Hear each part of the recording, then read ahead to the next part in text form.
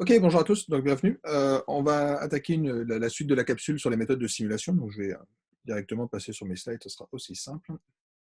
Donc, l'idée, c'était, donc, on commençait à discuter un petit peu de Bootstrap. Donc, j'avais commencé par les méthodes de simulation en général. J'étais revenu sur les notions de générateur itératif. D'accord. Donc, on avait ces relations de récurrence linéaire qui faisaient intervenir des problèmes d'arithmétique. Le point important, c'était qu'on faisait intervenir une graine et que la graine permet de répliquer ces pseudo-générateurs de hasard, okay, puisque j'arrive à générer la même suite en reprenant à chaque fois la même graine, ce qui permet de rendre des codes reproductibles.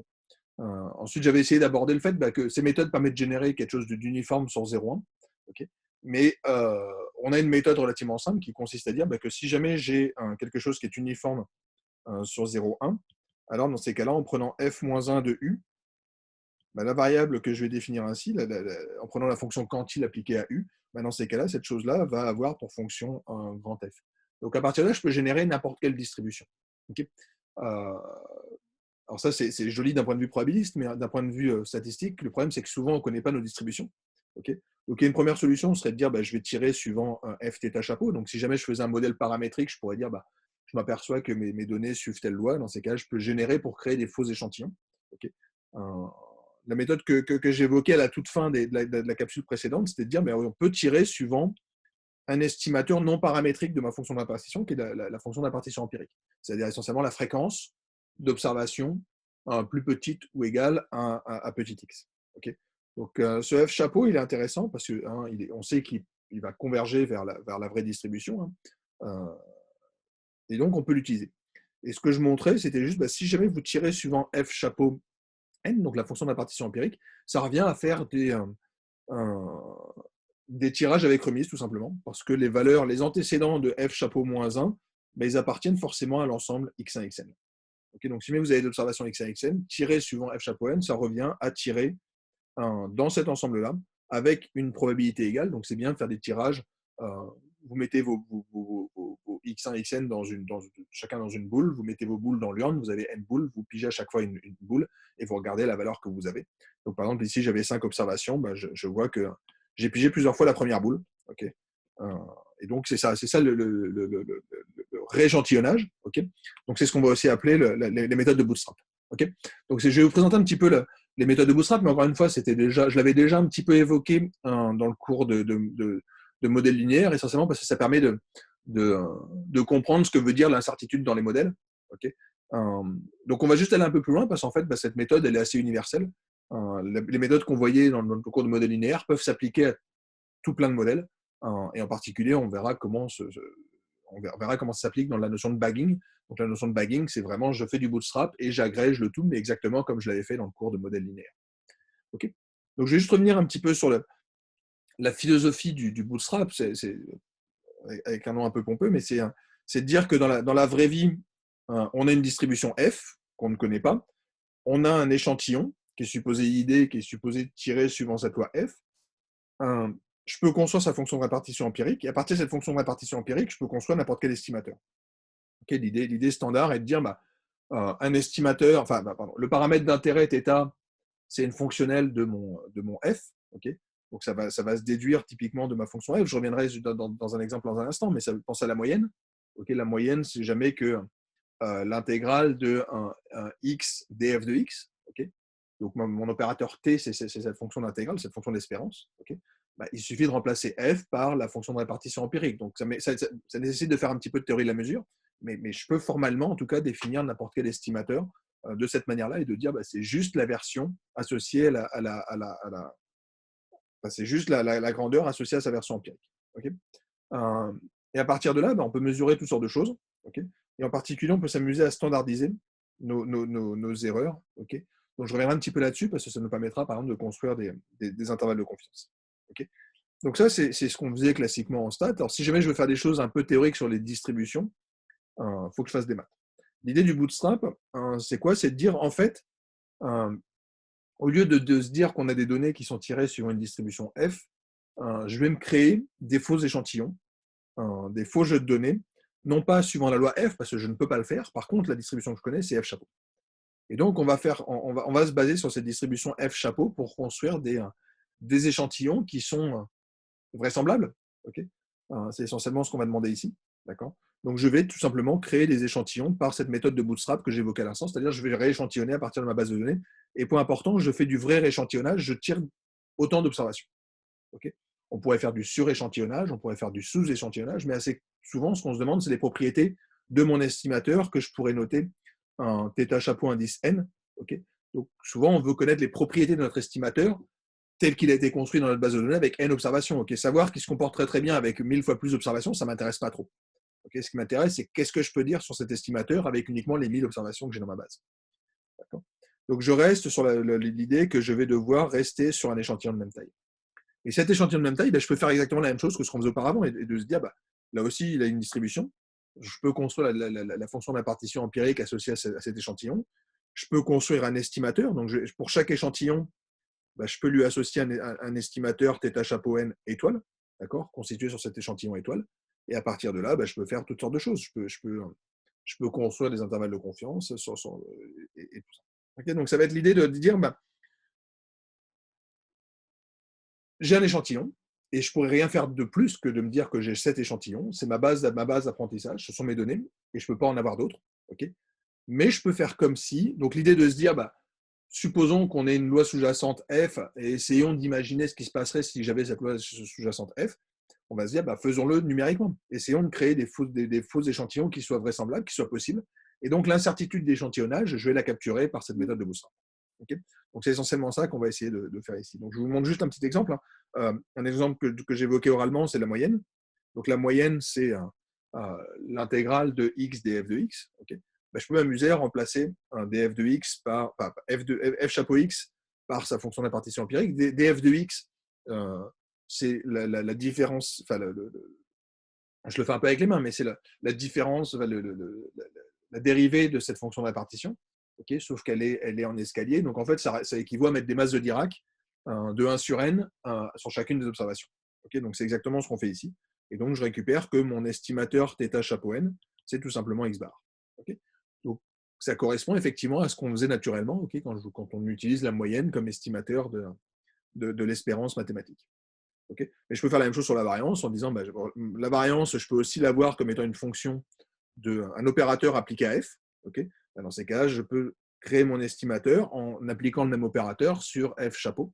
Okay, et là encore, je mets des masses de Dirac et c'est encore une fois équivalent à travailler sur la moyenne, je pourrais peut-être le noter comme ça, la moyenne de mes x au carré moins la moyenne de mes x de tout au carré. Okay, donc, on retrouve des formules assez classiques de ça. Donc, ce que je dis, c'est juste du formalisme de ce qu'on avait l'habitude de faire. Alors, l'intérêt du bootstrap, c'est que on peut quantifier des grandeurs qu'on ne savait pas trop quantifier auparavant, en particulier le biais. Okay, donc, le biais, c'est toujours un sujet un petit peu tabou dans le cours de stats parce que assez vite, on se rend compte qu'avoir des estimateurs sans biais, c'est bien et ça devient une espèce de goal implicite. Okay, je veux trouver des estimateurs sans biais. Okay, essentiellement, encore une fois, parce qu'on a, je pense, parce qu'on a la borne de Kramer-Rao qui nous permet de borner la variance. Donc, on les maîtrise très bien dans le sens où on connaît leur biais. On sait que la variance, elle est forcément bornée par une quantité qu'on connaît, qui est liée à l'information de Fisher. Et donc, on est dans un monde un peu confortable. Si jamais on a du biais, on est un petit peu perdu parce que, on ne sait pas trop le quantifier, ce biais, et on ne sait pas trop comment se comporte l'estimateur. Et en particulier, je vous rappelle, dans la capsule précédente, on avait parlé des notions de shrinkage, j'avais parlé un petit peu de ridge et de lasso, et on avait vu qu'introduire du biais, ça permettait souvent de créer des estimateurs de variance plus faibles, et en particulier de MSE qui étaient plus faibles. Et donc, on va commencer à s'aventurer dans ce terrain un peu obscur de monde où on construit des estimateurs biaisés, mais on aimerait bien quand même avoir un ordre de grandeur de ce que vaut ce biais, parce que dans ces cas-là, ça rend les estimateurs biaisés encore plus intéressants. J'ai réussi à récupérer une variance relativement faible, mais en plus, je peux quantifier le biais. Donc, peut-être que mon estimateur, finalement, il est nettement meilleur que ce que je pensais. Okay, donc, comment est-ce que je fais pour quantifier mon biais? L'idée, c'est simple. C'est de partir du fait qu'on construit un estimateur, donc une statistique θ chapeau. Alors, je vais l'appeler plutôt θ chapeau de Y pour dire qu'il est construit sur un échantillon, plutôt que de dire que je le construis sur F, okay, ou FN chapeau. Okay. Donc, celui-là, c'est c'est l'équivalent de ce que je disais quand je disais qu'on faisait du T de FN chapeau. Okay. À chaque fois, je vais créer des échantillons et pour chaque échantillon, je vais associer un estimateur bootstrappé. D'accord? Donc ça veut dire quoi? Ça veut dire que j'avais généré un échantillon bootstrappé, qui était un échantillon, ce que j'avais noté tout à l'heure, Y chapeau un, étoile B, YN étoile B, enfin, j'intervertis, mais c'est pas très grave. Donc j'ai tiré au hasard. Donc par exemple, j'ai pris la 8e observation pour la première, puis j'ai pris la 15e, puis j'ai pris la 22e, puis la 97e. Okay, donc je pige au hasard mes observations. Je les mets dans ce grand vecteur de taille n. Okay, et donc ça me donne un Y, et ce Y me permet de construire un estimateur. Et donc l'estimateur bootstrappé, c'est quoi? Alors, on voit apparaître ce que je formaliserai plus tard comme étant du bagging. C'est l'idée de dire je vais faire l'agrégation de ces grandeurs bootstrappées. L'agrégation, c'est juste prendre la moyenne. Okay, c'est assez classique quand on voit un estimateur de prendre la moyenne des autres estimateurs. Donc on récupère un θ chapeau B qui va être tout simplement cette moyenne de mes estimateurs qui avaient été construits. Okay, alors, comment est-ce que je fais pour passer au biais? On peut se souvenir que le biais, c'est quoi par définition? Le biais d'un estimateur θ chapeau, c'est l'espérance de θ chapeau moins la vraie valeur. Okay, le problème, c'est que je ne connaîtrai jamais θ et je ne peux rien y faire. Donc en fait, on peut montrer que le biais de l'estimateur, je peux l'estimer tout simplement en remplaçant l'espérance par la moyenne de mes estimateurs, donc c'est mon θ chapeau B, et de remplacer ma valeur inconnue par ma valeur estimée. Okay, donc on peut montrer que c'est un estimateur relativement pertinent, okay, qui est tout simplement la différence entre la moyenne que j'ai pu observer et mon θ chapeau. Si jamais cette grandeur-là vaut 0, d'accord, donc si en moyenne, les estimateurs que vous construisez vous donnent la même chose que l'estimateur que vous aviez construit sur l'échantillon de départ, alors vous étiez sur un estimateur qui était sans biais. Okay, donc après, c'est possible de corriger du biais, par exemple. D'accord, donc je peux corriger du biais tout simplement en disant que je vais prendre mon estimateur θ chapeau et je vais retirer son biais. Okay, donc cette méthode-là, elle est intéressante parce que le biais, au début, je vous disais, on n'aime pas ça. Okay, puis dans les dernières séries de capsules, je vous disais, en fait, on va construire plein d'estimateurs biaisés. Okay, et ce n'est pas très grave, regardons juste comment ils se comportent. Là, ce que je vous dis maintenant, c'est si jamais vous avez un estimateur biaisé, en fait, vous pouvez corriger du biais. Donc finalement, le biais ne doit plus être un problème, tout simplement parce que je suis capable de le quantifier. Alors, je vous montre juste un petit exemple pour vous prouver ce que je raconte. Je le fais sur une grandeur que vous voyez partout, qui est la variance. Et encore une fois, la variance, c'est toujours pénible parce qu'on ne sait jamais s'il faut diviser par n ou par n-1. Enfin, encore une fois, je vous renvoie juste même aux discussions qu'on a pu avoir dernièrement sur les fonctions en ACP ou quand on fait les méthodes que moi je vous propose et quand on utilise les fonctions type PCA qui sont dans FactorMiner, on a des petites différences numériques, mais essentiellement dues au fait que la variance dans FactorMiner est légèrement corrigée par ce biais de l'estimateur en 1 sur n. Okay, ce que moi je ne faisais pas parce que je me contentais de travailler sur X transposé X. Okay, donc, l'estimateur alors celui-là, je vous rappelle que c'est quand même l'estimateur du maximum de vraisemblance. Par exemple, quand vous avez un échantillon gaussien, okay, quand vous voulez estimer la variance, vous construisez l'estimateur empirique, l'estimateur du maximum de vraisemblance de la variance, c'est cette grandeur-là, mais on sait qu'il est biaisé. Okay, on sait qu'il est biaisé parce qu'il y a cette histoire justement de 1 sur n-1. Okay, l'estimateur sans biais, ça serait 1 sur n-1 fois la somme des carrés des erreurs. Cet estimateur-là est biaisé. Est-ce que je peux quantifier ce biais? Je vous ai fait un petit exemple ici, en générant 20 données. Okay, donc j'ai tiré 20 données suivant une loi normale, okay, sans très réduite. Donc on sait normalement que le biais doit être. Je connais ma vraie variance, donc ça me permettra de contrôler pour savoir ce que vaut ma variance. Okay. Je calcule la variance sur mon échantillon, okay, et ensuite je bootstrap. Comment je vais faire pour bootstrapper? Alors je vais bootstrapper ça à 999 fois. Okay, et ce que je vais juste faire, c'est créer un échantillon où je fais un tirage avec remise, et à chaque fois, je calcule ma statistique sur mon échantillon bootstrappé, c'est-à-dire 1 sur n multiplié par la somme de mes données, moins leur moyenne, et le tout élevé au carré. Okay, quand vous faites la moyenne de vos 999 valeurs de variance qui ont été calculées, moins la variance empirique, on tombe à peu près sur moins 5%, okay, moins 0,05, et qui correspond en fait à la vraie valeur de mon biais. La vraie valeur de mon biais, c'est du moins 1 sur n sigma 2. Donc on a effectivement ce biais en moins 1 sur n qui apparaît ici. Okay, donc c'est une méthode assez simple pour corriger potentiellement du biais d'un estimateur. Alors, ici, je n'ai même pas besoin de savoir qu'il est biaisé. Ici, la théorie me dit qu'il est biaisé et me donne même la valeur du biais. Okay, Donc, en fait, on peut corriger à la main, d'accord. Mais ici, je partais du fait que je construisais un estimateur, je ne connaissais pas son biais. Il me dit qu'il faut que je corrige de 5% en le baissant un tout petit peu. Ben, voilà, ça correspond à ce qu'on faisait compte tenu des calculs mathématiques qu'on avait fait. Le point, c'est que je n'ai pas besoin de faire des maths ici pour corriger des estimateurs. Il suffit de faire des simulations et de faire tourner des algorithmes. D'accord. Alors, juste un autre petit commentaire sur cette histoire de biais. Ici, c'est intéressant parce qu'on peut calculer un biais à distance finie. En fait, la plupart des estimateurs, on sait qu'ils convergent. Okay. On a pas mal de propriétés, en particulier sur les transformations. Okay. Donc, on sait que quasiment tous les estimateurs qu'on construit sont asymptotiquement sans biais. Mais une question assez profonde, c'est OK, asymptotiquement, c'est bien, mais est-ce que avec mes 100 observations, je peux quand même dire quelque chose? Voilà.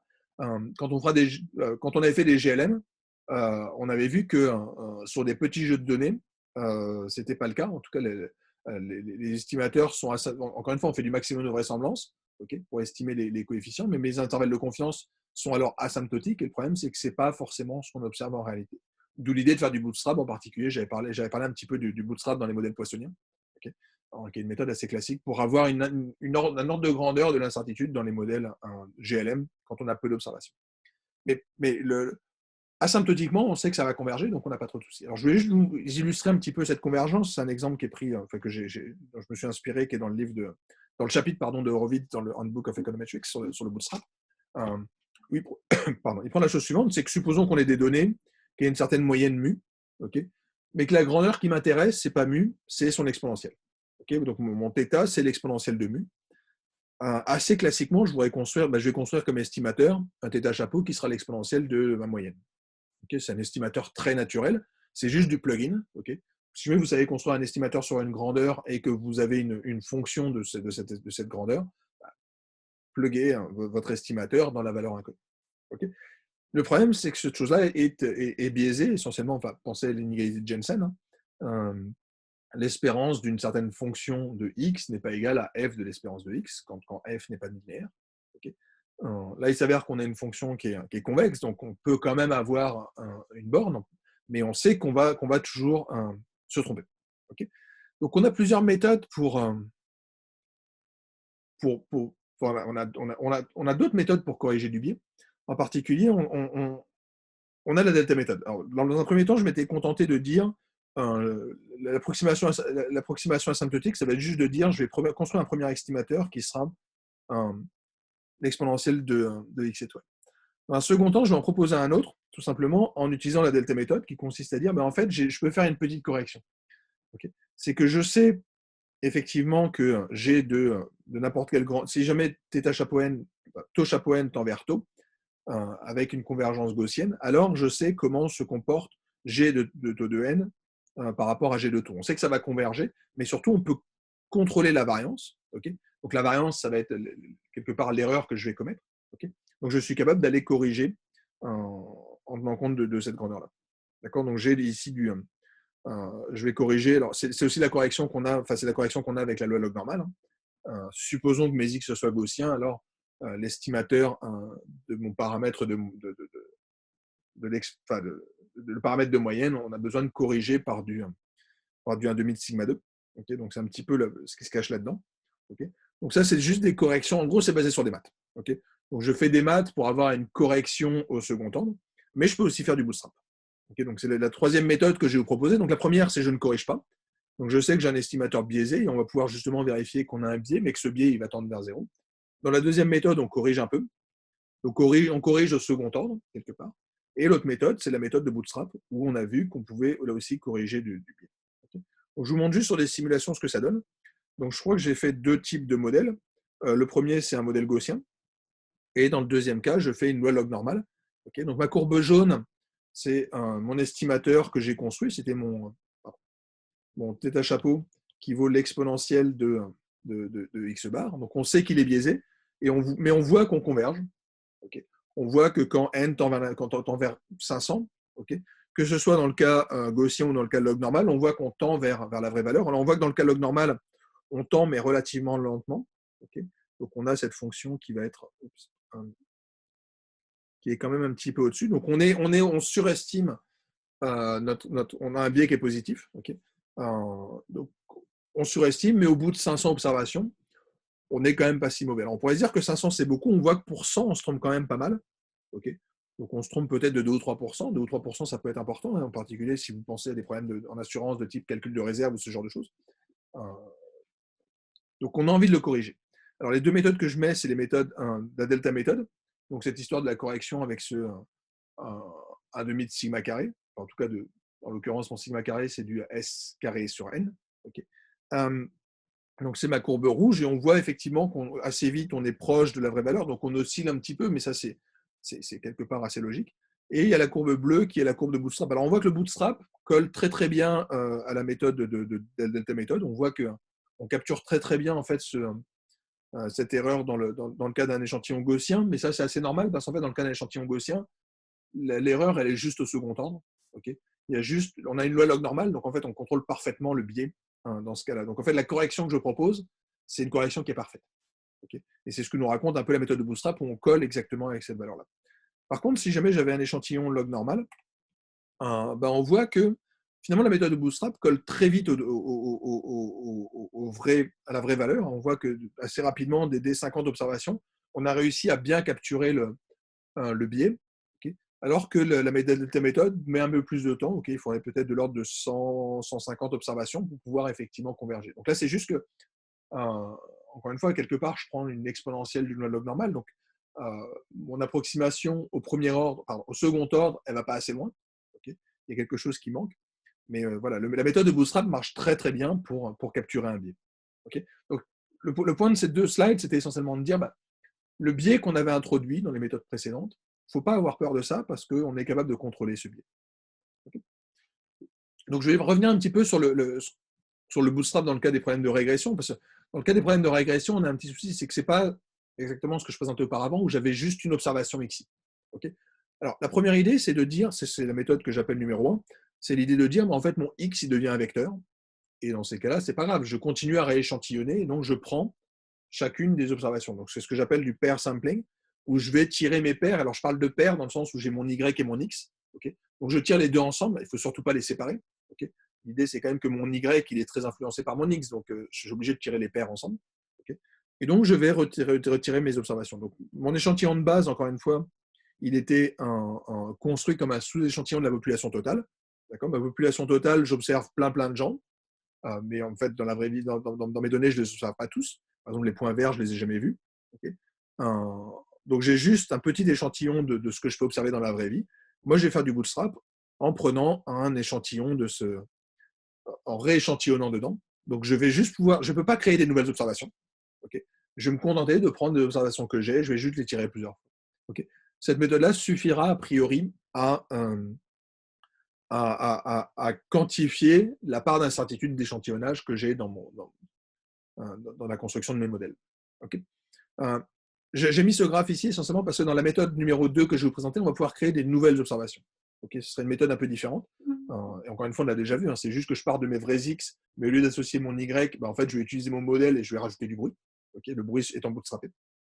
Mais cette première méthode consiste à dire, je garde mes paires d'observations, mes YX, ensemble, et je vais les utiliser pour construire un nouveau modèle. Donc la stratégie, elle est relativement simple, elle est décrite en 3 points.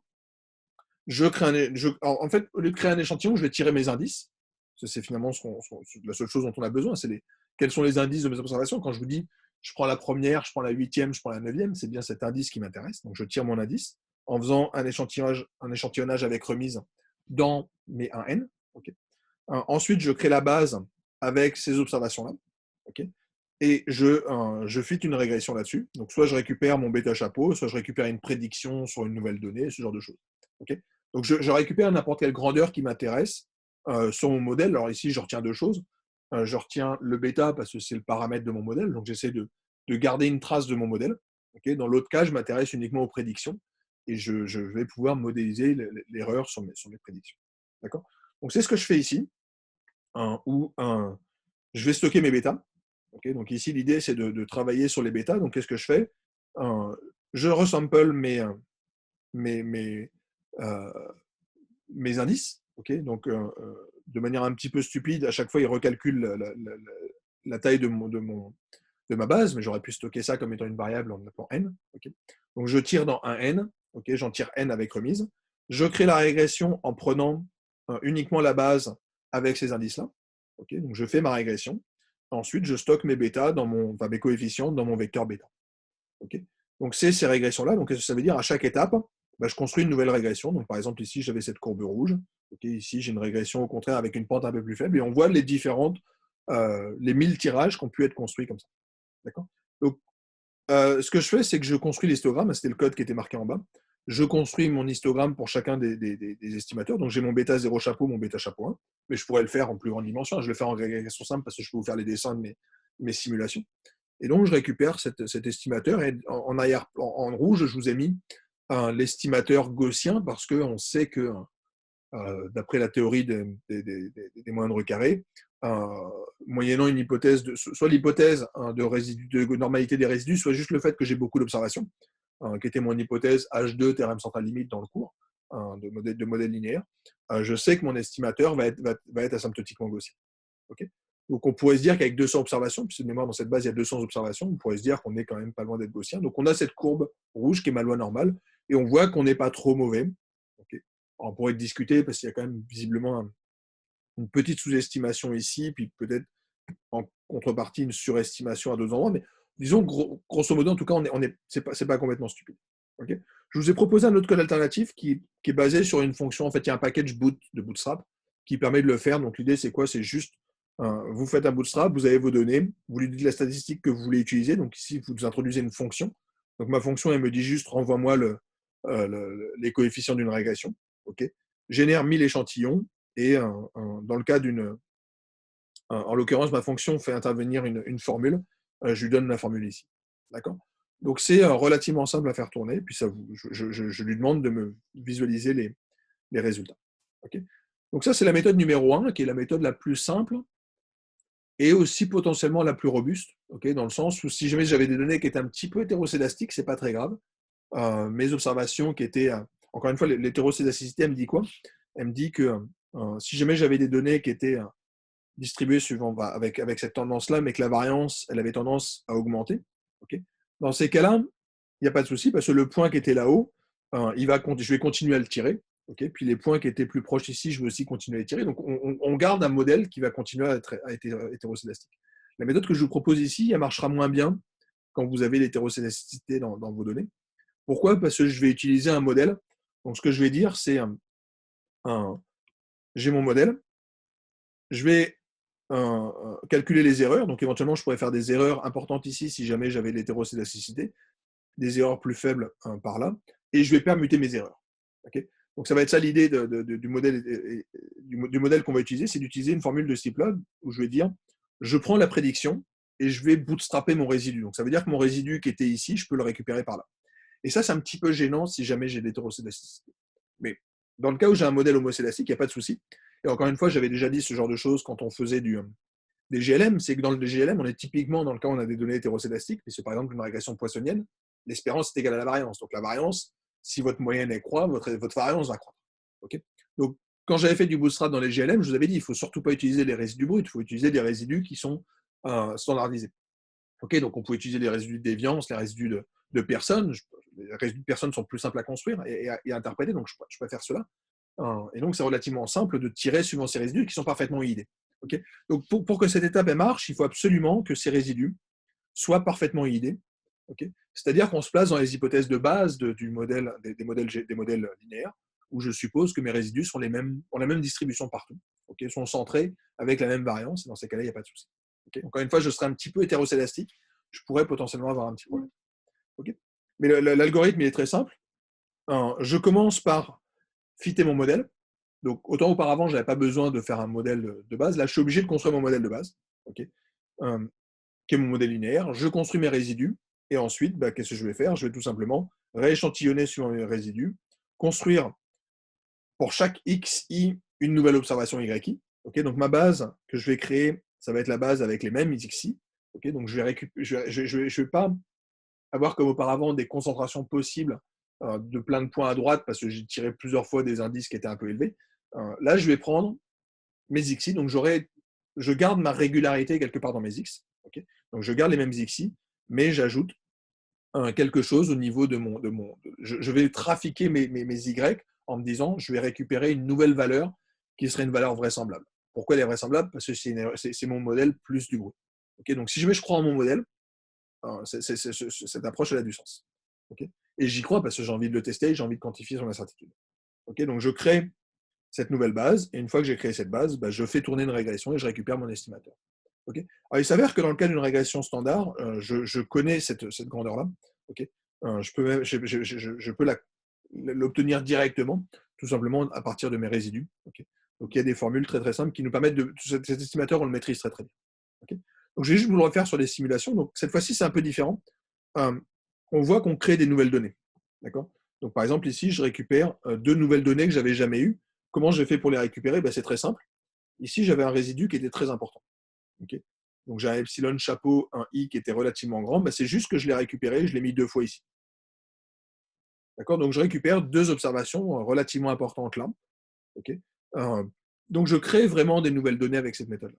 Okay, alors forcément, ça a un prix. Ça paraît plus riche, mais ça a un prix. Encore une fois, il n'y a pas de méthode en stats pour lesquelles on soit gagnant à tous les coups. Okay, dès qu'on a l'impression de gagner sur quelque chose, on va souvent perdre sur un autre. Et il y a toujours une notion de trade-off. Okay, cette méthode-là, elle marche bien, mais elle a cette petite contrainte qui est que faut quand même qu'on ait cette hypothèse d'homocédasticité. Alors on pourrait se poser la question parce que ce point il est important ici, mais on est dans le coin en haut à droite, donc on pourrait se demander est-ce que c'est possible d'avoir un tel point par ici.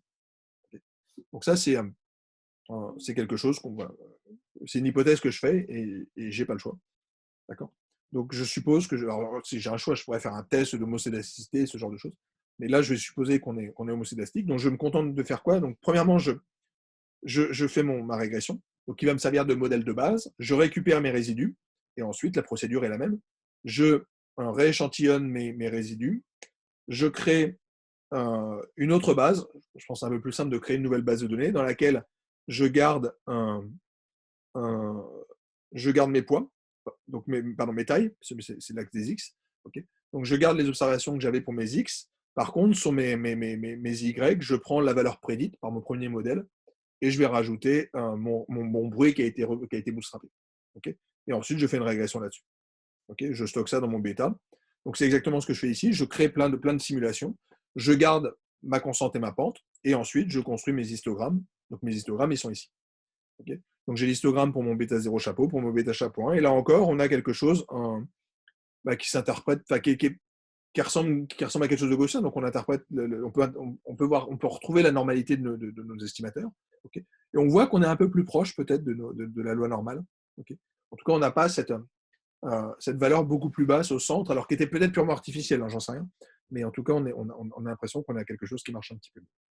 Okay, alors, je peux faire non plus l'étude de mes bêtas, parce que finalement, ça ressemblait beaucoup au cours de régression. Mais là, ce qui nous intéresse plutôt, c'est les modèles prédictifs. On est vraiment dans la construction de modèles et on va s'intéresser aux prévisions. Je vous renvoie à toute la discussion que j'avais faite au début sur les modèles supervisés. Okay, ce qui nous intéresse fondamentalement, c'est les Y chapeaux. Okay, donc, je peux regarder la distribution de Y chapeaux, par exemple, donc, qui serait le poids de quelqu'un qui fait 1,95 m.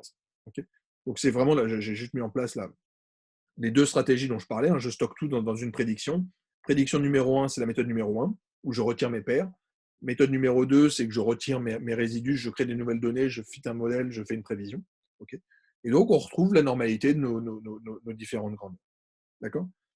Et juste pour comparer, donc j'ai juste construit des quantiles. Donc ici, j'ai les quantiles à 2,5%, quantiles à 97,5% de mon poids.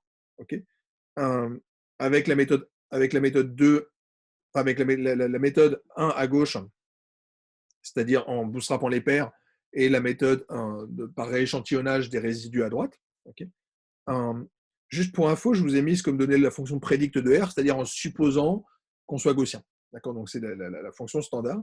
Donc on a une prédiction pour la borne inf à 95% à 89,89. Donc on voit qu'on est quand même assez cohérent avec ces objets-là. On est une erreur qui est plus petite, je pense, que 1%. Okay,